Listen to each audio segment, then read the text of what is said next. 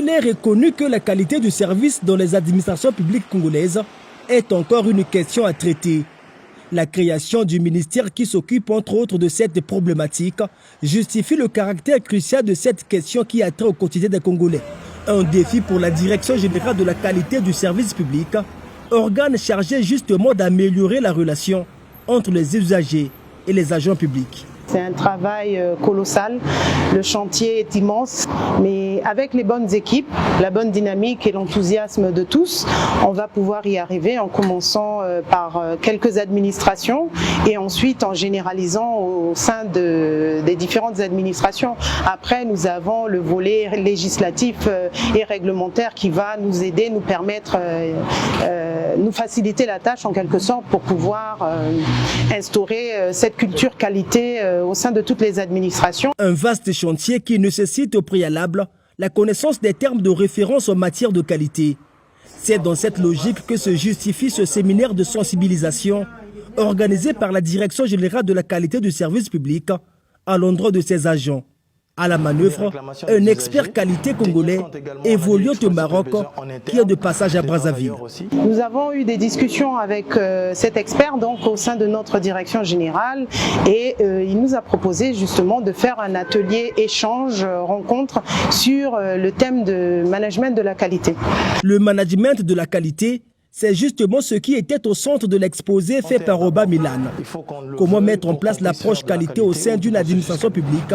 L'exposé met l'accent sur une démarche qui obéit à 6 phases, commençant par le diagnostic des besoins du service, ce qui conduit à la mise en place d'un référentiel de contrôle.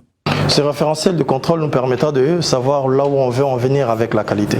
Il peut s'agir de la norme ISO 9001 ou il peut s'agir tout simplement d'un cahier des charges interne élaboré par le service pour pouvoir atteindre cet objectif-là, à savoir avoir un diagnostic et un contrôle sur ce qu'on va pouvoir faire par la suite. Et la deuxième phase, c'est l'écoute des usagers. La meilleure méthode, c'est toujours d'utiliser les enquêtes de satisfaction, tenir compte des réclamations des usagers, tenir compte également, on a dit, l'expression des besoins en interne, des travailleurs aussi, pour pouvoir être vraiment à l'écoute et savoir quelle démarche qualité sera efficace pour le service. Si les 6 points diffèrent les uns des autres, toutes les 6 phases poursuivent cependant un seul et même objectif, la satisfaction des usagers des services publics. Et cette satisfaction du public appelle à la reconnaissance universelle. La phase de reconnaissance, il s'agit qu'une fois que le travail a été fait, c'est-à-dire qu'on s'est engagé, on a pris des dispositions, on a fait le diagnostic, on a trouvé ce qu'il fallait améliorer, on a amélioré, on se lance pour que notre travail soit reconnu. Alors ce travail peut être reconnu de plusieurs façons. Il y a la certification. Alors la certification vient souvent d'une tierce partie, c'est-à-dire d'un organisme qui est chargé de faire la certification, qui une fois viendra auditer le système pour voir si le système est conforme ou répond aux attentes d'une norme, notamment la 9001, et pourra vous dire que vous êtes certifié par rapport à la 9001 par exemple. Interactivité, telle a été l'approche de cette rencontre qui, sans nul doute, a permis aux participants de cerner les contours théoriques du contrôle de qualité dans les services de l'État.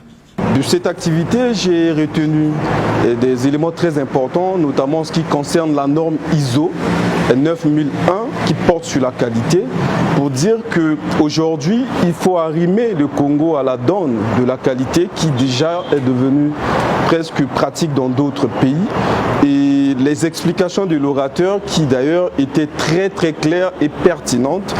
Et de ces explications, j'ai retenu quelque chose que il suffit tout simplement de mettre une volonté et la qualité du service public sera demain atteinte par le Congo et ce qui permettra sans doute d'améliorer son carnet d'adresses à l'étranger. Très court en termes de délai certes, mais cette sorte de séminaire de renforcement des capacités à toucher ce qu'il fallait toucher, mettre ses agents dans les rails de leurs tâches, améliorer le service public dont la qualité aujourd'hui peine à satisfaire.